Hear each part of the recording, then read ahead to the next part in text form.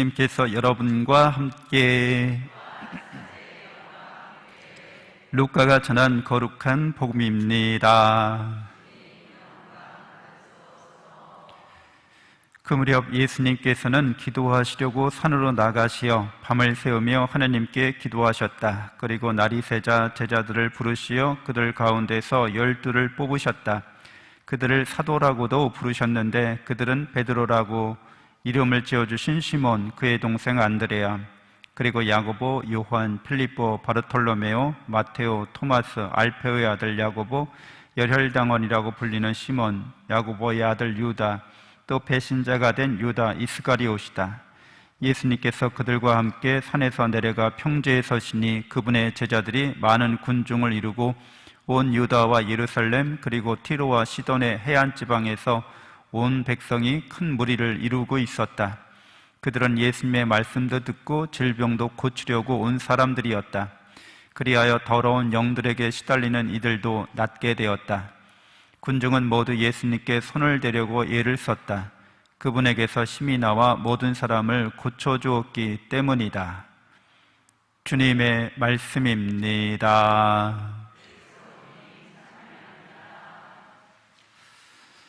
찬미 예수님, 하나님의 복덩이 고맙습니다. 고맙습니다. 고맙습니다.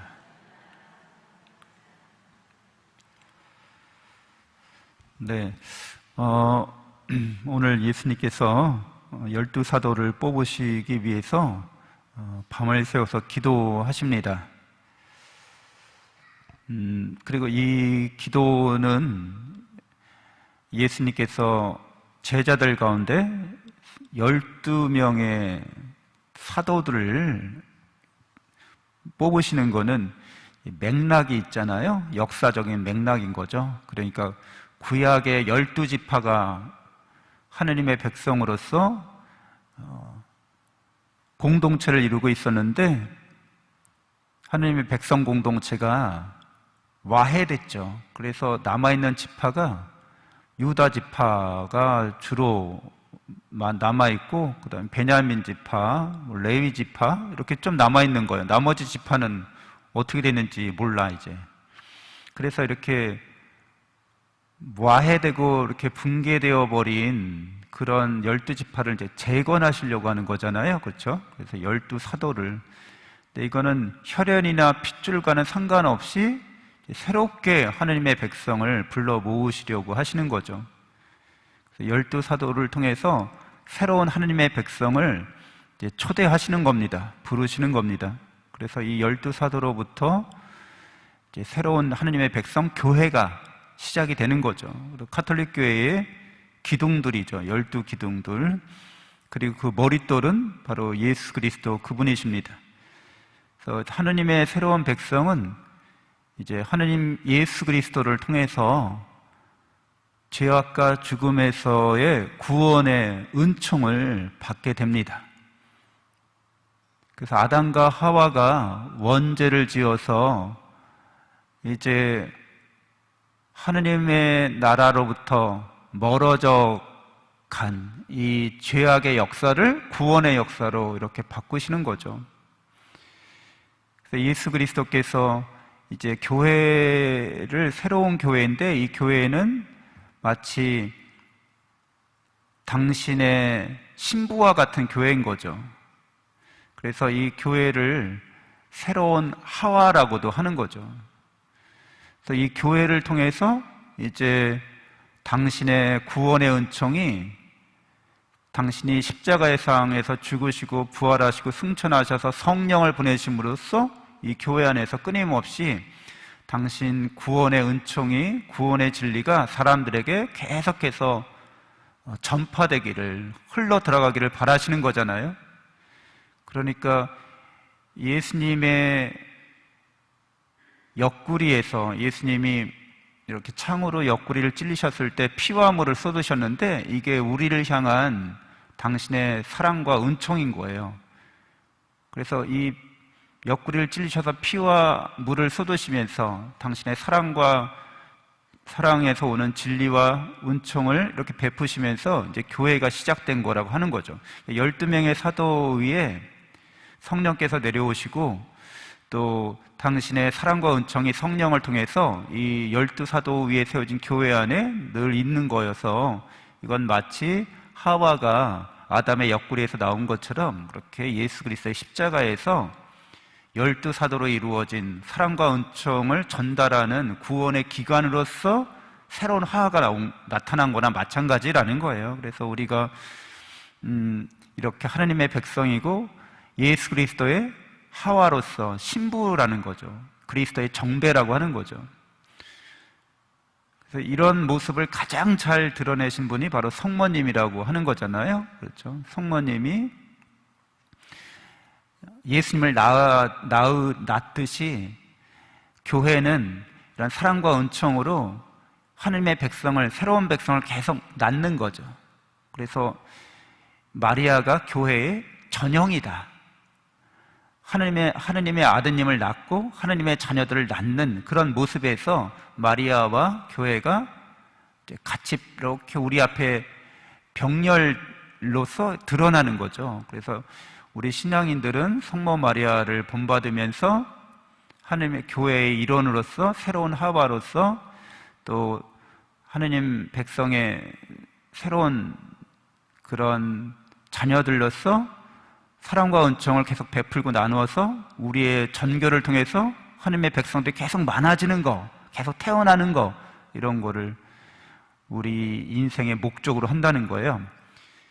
그래서 우리는 인생을 이렇게 하나님의 구원 계획에 있어서 부르심 받았다는 거죠. 특별히 12사도로부터 이어오는 가톨릭 교회의 전통 안에서, 이런 맥락 안에서 우리가 신앙인으로서 살아가고 있는 거예요.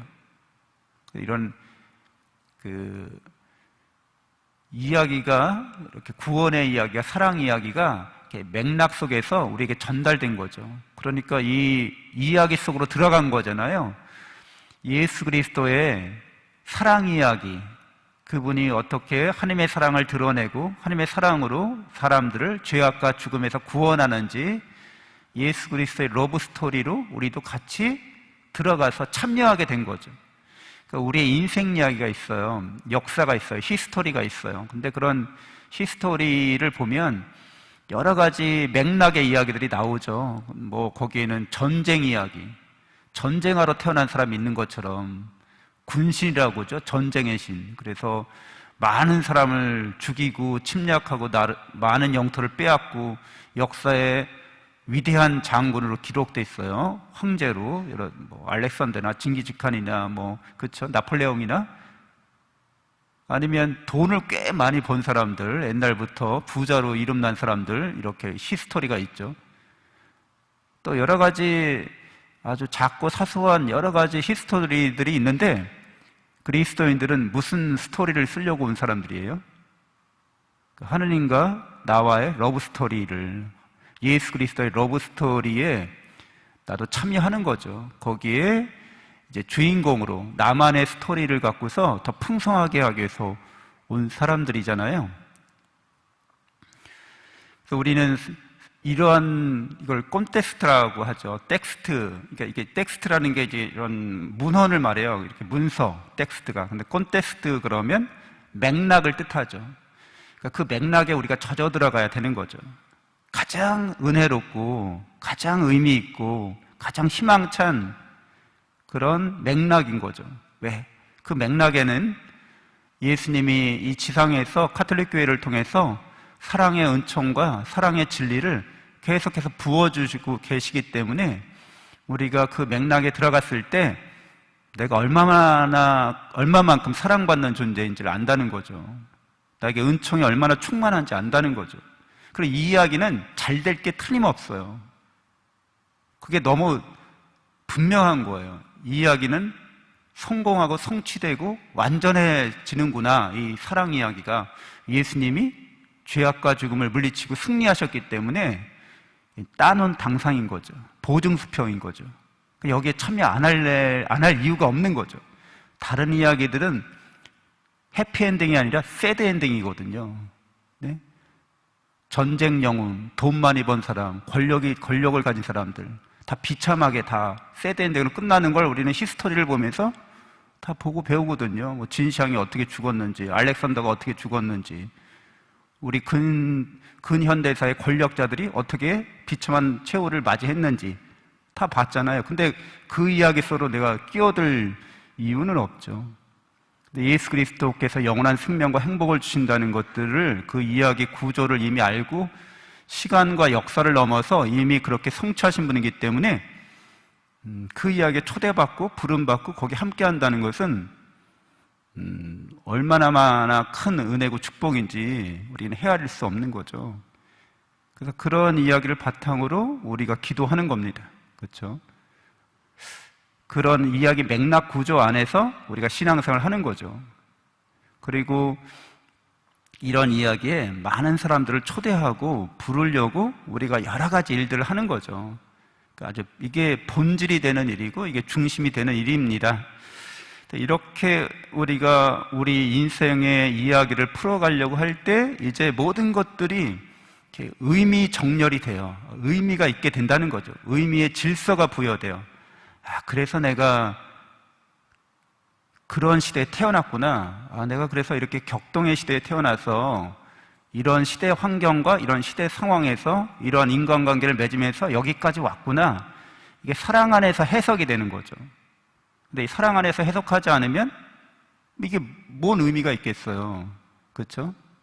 아까 히스토리, 세속적인 히스토리로는 그래서 다 죽었다, 이걸로 끝납니다. 근데 그게 뭘 별 의미가 있겠어요, 우리한테? 우리는 영원한 생명과 행복을 향해서 나아가도록 부름받았기 때문에 이런 이야기들이 다 잘 작용해서 선을 이루게 되었다, 이렇게 이야기가 시작하고 이렇게 진행되고 계속되는 거죠. 계속해서 좋아지고 더 좋아지게 우리가 사랑 안에서 성장하고 성숙하는 사람이 돼서 점점 더 하느님을 닮아가는 이야기로 해피엔딩이 네버엔딩으로 계속되는 것, 바로 이 이야기에 우리가 참여하고 있기 때문에 이 세상에서 겪는 모든 일들이 거기에 이바지하게 돼 있습니다. 좋은 일이건 나쁜 일이건, 특별히 나쁜 일을 통해서 더 그럴 수 있다는 거죠. 좋은 일을 많이 겪다 보면 우쭐해지고 교만해져서 자기가 하나님의 사랑과 은총으로 이 삶을 시작하고 있다는 것을 깜빡 잊어버릴 수 있거든요.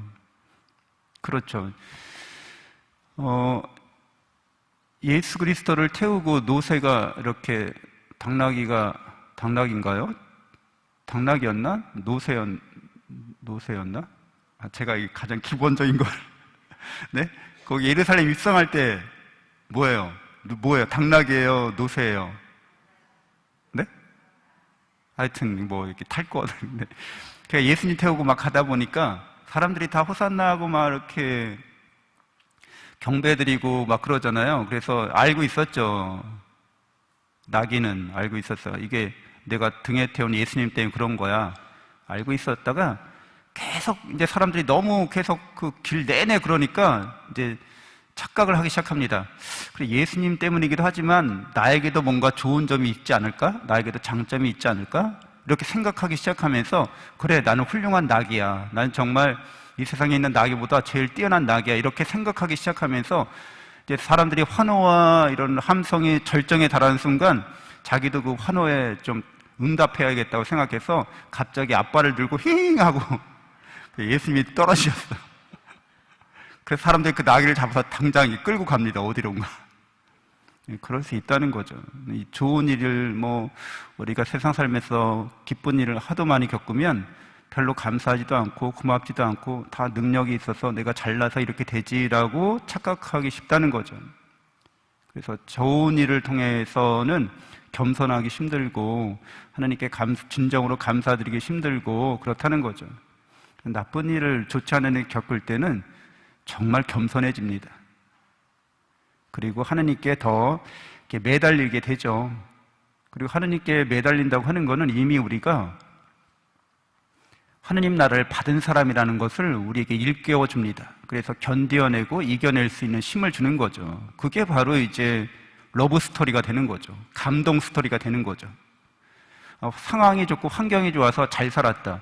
뭐가 감동적이에요? 그렇죠? 근데 어렵고 힘든 상황에서 잘 살았다. 사랑 안에서 사람에게 감동을 주잖아요. 그래서 우리가 역사적 위인으로도 이순신 장군 감동을 주죠. 왜? 임금도 안 도와줘, 조정도 안 도와줘, 내후 외환 속에서 정말 악정고투하면서 고군분투하면서 우리 나라를 이렇게 살렸잖아요. 그러니까 사람들한테 감동을 주죠. 더. 그래서 예수님이 우리에게 원하시는 그런 러브 스토리에서 우리가 감동적인 그런 사랑 이야기로 우리 인생을 풀어가기 위해서 이렇게 예수 그리스도처럼 기도하고 또 사도들처럼 복음을 전하는 우리가 되어야겠습니다. 잠시 눈을 감고 묵상하겠습니다.